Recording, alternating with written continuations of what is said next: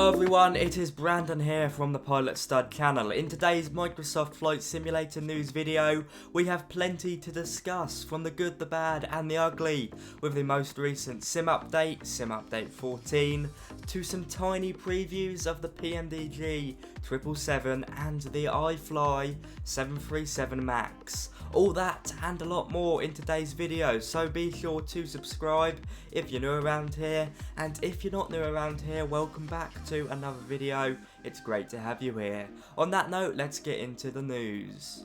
So last week, after some time in beta, Sim Update 14 was released across the flight sim world for both PC and Xbox.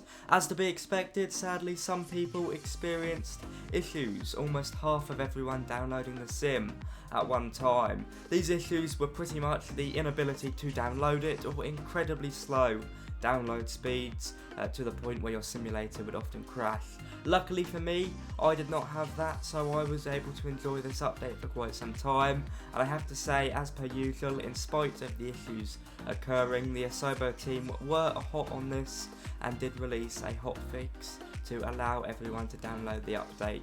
That being said, do share your experiences with Sim Update 14 in the comments. What does this update bring? Well, a vast array of improvements. From improved atmospheric simulation resulting in more realistic sky colours and a much more accurate ozone layer, many aircraft have also seen improvements and bug fixes, and most importantly, the Premium Deluxe Cirrus SR22 has been greatly overhauled, as Cirrus themselves requested. It is now a dream to fly and so realistic.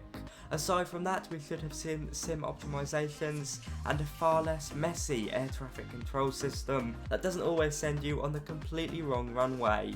We are sadly missing the InniBuild's A320 version 2, which was meant to be out in this update, but this has been delayed into the future due to unforeseen issues. By my book, it is an update, if you can get it downloaded, that I really enjoy. It has definitely improved my sim, but do share your experiences, good and bad, down below.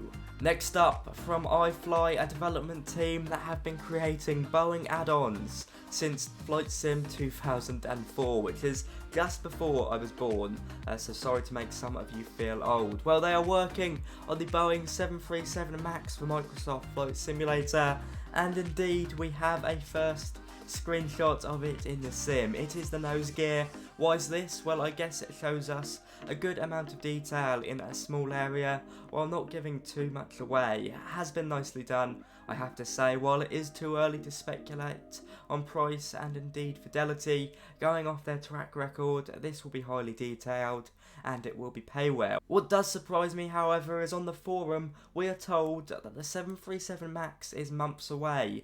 Not years, but to quote directly, a number of months. While this has been a quiet project, it could be one we see next year from this teaser. You know what you need to do if you want to keep up to date with the iFly 737 MAX. You need to subscribe to this channel. On that note, I'd like to wish the iFly team good luck with the release and development of this project. Now next up, if you want something a bit faster, Heatblur and India Fox Techo have released the mighty F14 Tomcat for the sim. Both of these devs have extensive combat sim and DCS development experience, and it looks like they've sprinkled a bit of that magic on here. Available for $35 US on both PC and Xbox via the marketplace, this F14 is a fan favourite, and you can now buzz the tower once more in the sim with this beauty. Now, a new add-on has been released by Orbx. It may be one to look out for if you live in the United Kingdom or Ireland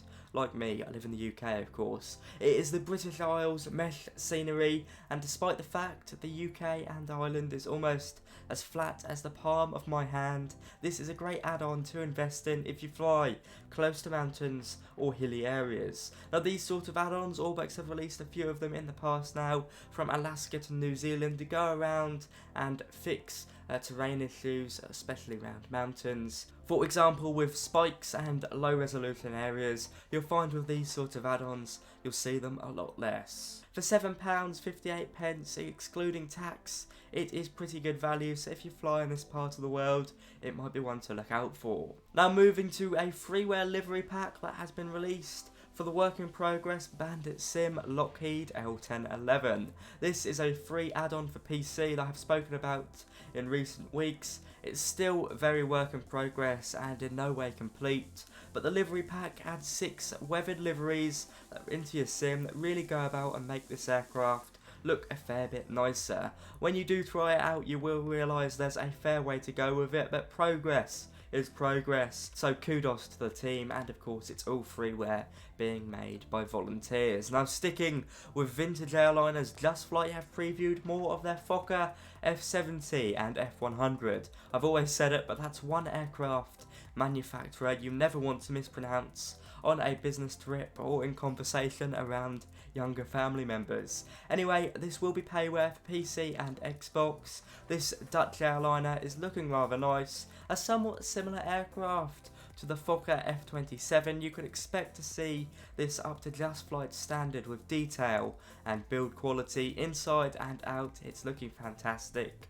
The most recent screenshots focus on the external model and indeed the passenger cabin. And finally, it's time for another nose gear teaser. This time it's with the PMDG Boeing 777. Yes, that's right, the first little look of the Boeing 777 by PMDG in the sim. Again, there isn't too much to say of this photo or the forum post, aside from the fact that it is great to see it in the sim. It will be payware and it should be coming to both PC and Xbox. I can't tell you for certain what variant of the 777 will be coming first. From some people on the internet, they're leaning towards a 777-200. Frankly, I've got no idea. It sounds like this project is still a long way off. That being said, PMDG are still meticulously improving their 737s, but I can't help and be incredibly excited for this aircraft. Even this little teaser put a big smile on my face. On that note, guys, thank you so much for stopping by. I hope you've enjoyed